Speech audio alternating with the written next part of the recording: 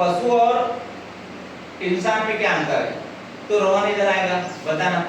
देखो अभी रोहन जो है ना, कोई सा भी पशु बनेगा, अभी ये इंसान है, इसका है ना, इसके शरीर का प्रेक्षण कीजिए।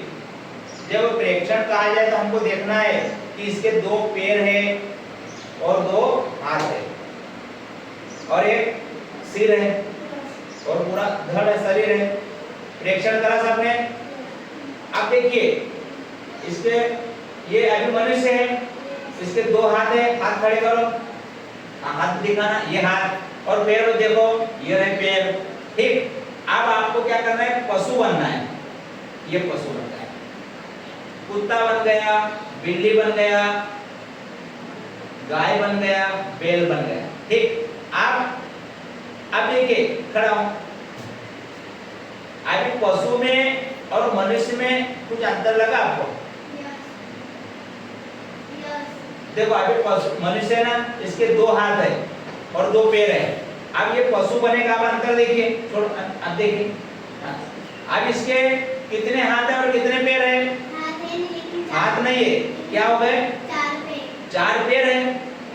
इसका मतलब कि ये अभी मनुष्य था तो इसके 4 जो सामने के हाथ क्या बन गए? ऐसे ही वो सारे जानवर है ना, उनके जो 4 जो हाथ है ना, वो कभी कभी पैर में बदल जाते हैं। जो पशु थे ना, उनके हाथ किस में बदल गए? पैर में। 2 पैर तो थे उनके, अब 2 आगे के भी पैर हो गए, हाथ उनके हाथ नहीं है, 4 पैर हो गए। खड़ा हो जाओ बेटा। अब मान लो कि ये अभी मनुष्य है, अब इसको पक्षी बनना है तो पक्षी बन गया, ऐसे ऐसा कर।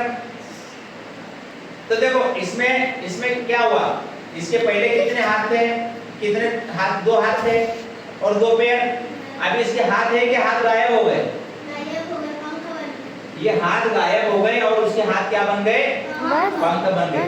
पक्षी में भी उसके 2 पैर होते हैं और उसके आगे के जो हाथ होते हैं ना, वो हाथ रहते हैं, लेकिन वो हाथ किस में बदल जाते हैं? पंख में। और इस प्रकार से वह जो है ना, वह हवा में उड़ने के अनुकूलित हो जाता है।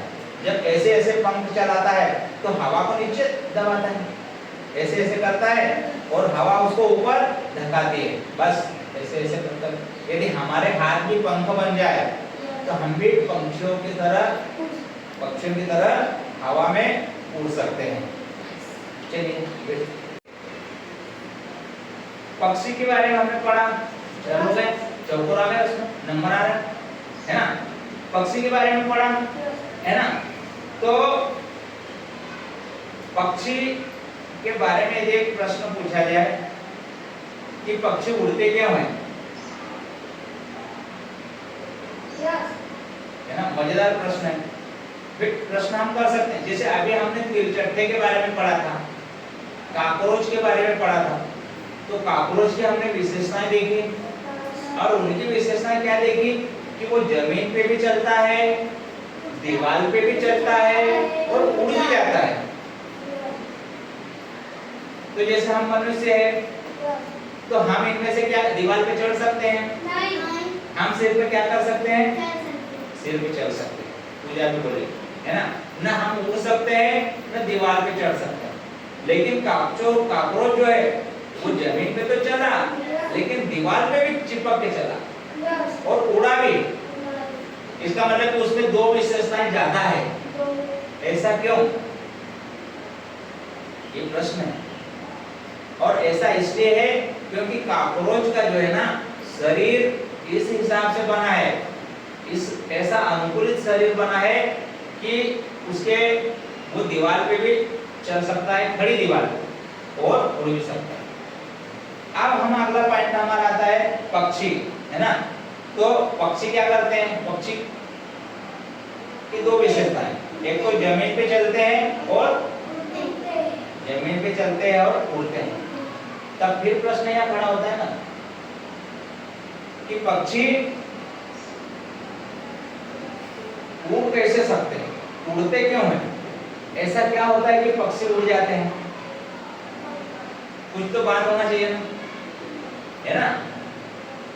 क्योंकि देखो काकरोच उड़ा भी, दीवार पे भी चला और जमीन पे भी चला, और पक्षी जो है ना जमीन पे चलते भी है और उड़ते भी है। मतलब पक्षियों का शरीर ऐसा अनुकूलित होता है कि वो उड़ सकते हैं। क्यों अनुकूलित होता है? क्योंकि उनके पंख होते हैं, है ना।